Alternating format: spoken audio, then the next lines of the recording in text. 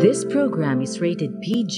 It contains themes and scenes which may not be suitable for very young audiences. Parental guidance is advised. Be advised that the views and opinions of the hosts and guests do not reflect those of the station.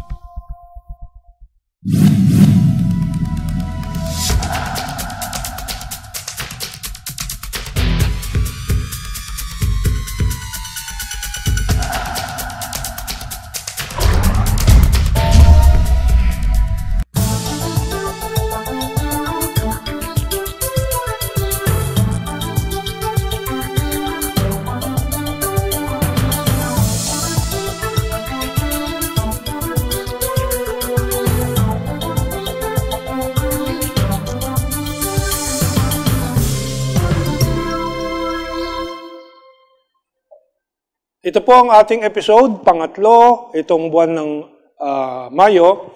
At nasa pangatlong linggo na po tayo, patapos na po ang pangatlong linggo. And uunahin ko po na sabihin na patuloy ang paninira sa ating pamahalaan, sa ating mga ginagawa, sa ating lipunan. Patuloy ang panggugulo at yung black propaganda, destabilization ng malalaking media at ng ilang mga dati na usual suspects from EDSA 1, EDSA 2, and so on, inuulit po nila. Kaya hindi ko pupuntahan ng mga issue nila. No? Tayo ay tututok sa mga issue na mahalaga at issue na mahalaga dahil din po makikita po natin yung 30 taon, 30 taong panloloko, pandarambong, panggugulo po sa atin nitong mga elementong ito. First of all, let's talk about the Malampaya Funds. Mabuti naman sa panahon ni Presidente Duterte, lumalabas na po ang totoong kabahuan nitong mga nakaraang dekada dyan sa Malampaya Fund. Na dapat ngayon $10 billion or more than 500 billion pesos ang pumasok sa kaban ng bayan. Ano? But let's update ourselves on the news about this. COA orders Malampaya consortium to settle 146.8 billion unpaid taxes. Sino po hindi nagbabayad po? Ang mga British at Americans na partner kuno ng Pilipinas, pero kasama sa panloloko ng Pilipinas at kasama po ang mga Ayala dyan dahil ang Shell Texaco ay isa sa mga partners na nagsasamantala po sa atin yan. Ang franchise holder po ng Shell sa Pilipinas, mga Ayala. And then, of course, yung Royal Dutch Shell na mga British. No? The Commission on Audit has affirmed its ruling that ordered the Malampaya Consortium to settle 146 billion in taxes that were charged against the government share in the gas-to-power project. Matagal ko na pong sinusulat ito. Hindi lang po dinenggoy tayo doon sa hatian, dinenggoy pa tayo sa taxes. Gusto nila yung taxes nila, yung Royal Dutch Shell at Texaco, no? Shell, Exxon ba? Exxon Texaco, ang gobyerno din magbayad. Hindi sila magbayad ng taxes. Now, sa harap nitong, sa katotohanan ganito, bakit itong mga amboys, itong mga elemento na tumututol sa joint venture ng 60-40 ng Pilipinas, salamat kay Presidente Duterte, at ng China, ay inaayawan nila. Samantalang dito sa Malampaya, halos mga 7% lang po ang totoong nakukuha po ng ating republika. Yan ang lakas ng panloloko ng Inquirer, Philippine Star, ABS-CBN, ANC, na hindi po ninyo nalalaman, dito lang nyo malalaman sa GNN. The consortium members are Shell Philippines, Exploration, BV, Chevron, Malampaya. Chevron, Texaco yung isa pala. No? And the PNOC, Exploration Corporation. COA found no legitimate basis for its April 2015 ruling and denied the motions for reconsiderations of the consortium members and the DOE. The decision was released just May 16. Mabuti naman po, lumabas na po ito. Alam po ninyo, yung inyong lingkod, sige, commenton ko, Herman T. Laurel po, dekada na po ang mga pagsusulat ko dyan for the past 15 years, 20 years. Sinusulat na natin yan just to prove to you. Ito po ang artikulo mula sa archives ng one of the websites. No? Yung susunod po, yung sulat ko po, yan. Wala na po yung mga pictures natin dyan and so on kasi po yan po galing na sa archives. No? And matagal na natin binabatikos ito. And mabuti naman, napaalala sa akin na pag-usapan natin ito dahil dito sa post sa Facebook na nilagay ng maraming kaibigan natin, yung susunod po, COA orders Malampaya consortium to settle 146.5 billion unpaid taxes. No? And tulad ng itong mga parot, mga loro dyan sa Senado, mabuti naman may nagsalita dyan. No? Senate to probe Malampaya Fund misuse. Pero duda ako na may mangyayari po dyan sa probe na yan.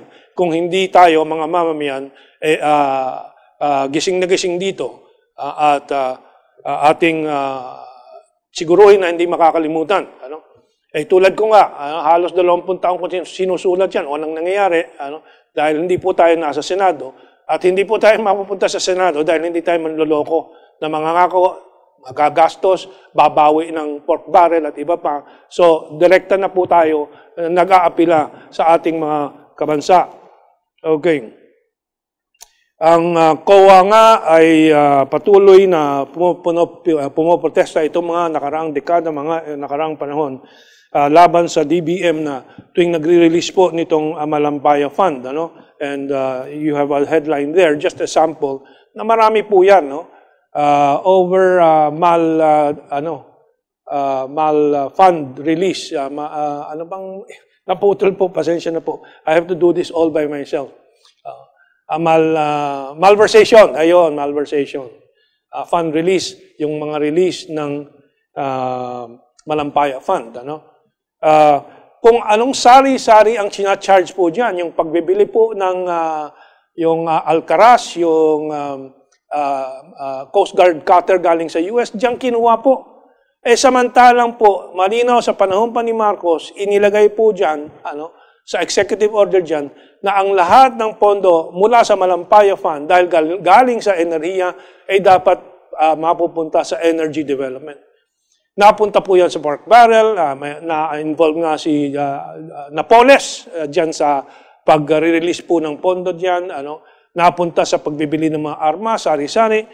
Isang gustong paggamitan yan dito sa walang katuturan naman, na at walang kaugnayan doon sa mandate ng Malampaya Fund. Ito po, si Roy Logoles, gustong gamitin yan para bumili ng missiles.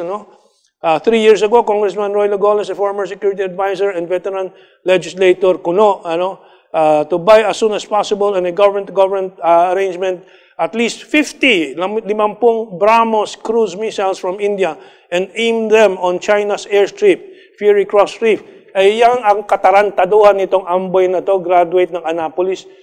Politiko din yan, failed in business, failed as a management executive of 2 of the largest corporations in the country. Sinipa po yan, ilang buwan na, pero pagdating sa pagsamantala sa pondo, yan ay nagmamadali lang. Maraming suggestions po. But yan ang kawawang Malampaya Fund ng ating republika. Kung sino-sino na ang gustong magsamantala niyan. Magkano na ba talaga ang dapat makuha po natin?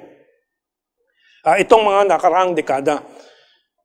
The latest news is that from Philippine Star and other papers, Manila Bulletin, meron din yan.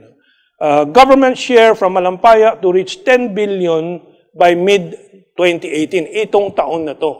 And sa exchange rate ngayon, that's 510 billion pesos. Ganyan po, kalaki po yan. Yan pwedeng mabayaran ang karamihan ng mga privatization na yung mga utang pala ng National Power Corporation na naging dahilan sa pinakamataas ngayon dahil pinrivatize, napunta sa mga Lopez, Ayala, Aboitiz, Alcantara, at Gotianum, itong Ayala sa Mindanao, Aboitiz sa Cebu, and so on. Itong kuryente, pinrivatize dahil daw malaking utang ng National Power Corporation. Kung noon pa man, ay diyan po inukol na sa pagbabayad ng mga utang ng Napocor, hindi po tayo naging pinakamataas nasingil sa kuryente sa Asia, na kasalukuyang problema ng buong bansa po natin. So, ganyan kalaki po sana ang pondo dyan. Pero marami pa po yan at sa investigasyon at kumabayaran yung 146 billion pesos na back taxes ng Chevron, Texaco at Royal Dutch Shell. Malaki na po ang pondo natin. At sinasabi ng Department of Energy, use Malampaya Fund for energy infrastructure. Yan po, matagal ng panawagan din natin. Lagi nating kampanya yan, kasama dito sa mga kakosa natin, sila RJ Haveliana ng UFCC, Jojo Borja, Buchunya, Mayor John Simon, Ado Pagdinawa. Lagi po nating sasabi yan. Pero bakit kailangan mo pa ng energy infrastructure? Marami na po yan. Ang kailangan po natin, ibalik sa pamahalaan yung mga korporasyon na nagsasamantala at nagsisingil ng napakataas ng singil sa kuryente po natin. Ibalik sa pamahalaan tulad nung panahon ni Marcos, ibalik sa social ownership tulad nung panahon ni Marcos, under foundation, tanggalin ang tubo, walang subsidy po dahil ang subsidy po galing sa ating binabayad na sa kuryente. Actually, sinasabi nitong mga Aboitiz and so on, sila Ayala, sila Lopez, yung ibang mga bansa mababa ang singil kasi sinasubsidize sila ng gobyerno. Ang totoo, tayo naman dito sa Pilipinas ang nagsasubsidize ng lahat ng kapital ng mga Lopez, Pangilinan, by the way, don't allow me to forget that, Pangilinan and Salim Group, yung Metro Pacific na yan, na pinakamalaking nagsasamantala sa ating kuryente. Tayo ang nagbibigay ng kapital sa kanila at taon-taon, bilyong-bilyong, sana nandito sila Buchunya, mabigay sa inyo yung exact figures, tens of billions. Samantalong tayo ay nagdudusa sa pagtaas ng presyo at iba pa, sa dagdag na taxes, sila dagdag na tubo at ayaw magbayad ng tax. Walang bayad po sa corporate taxes itong mga to. So sabi ng Department of Energy, use the funds from Malampaya for energy infrastructure. Ang sabi ko naman, gamitin po natin sa buyback ng MERALCO. Ito po ang number of shares ng MERALCO, mga 1,120 plus million shares. Meron tayong dyan. And ang presyo kada share is 322 pesos per share. Now, how much is that? That's 322 billion plus or minus pesos.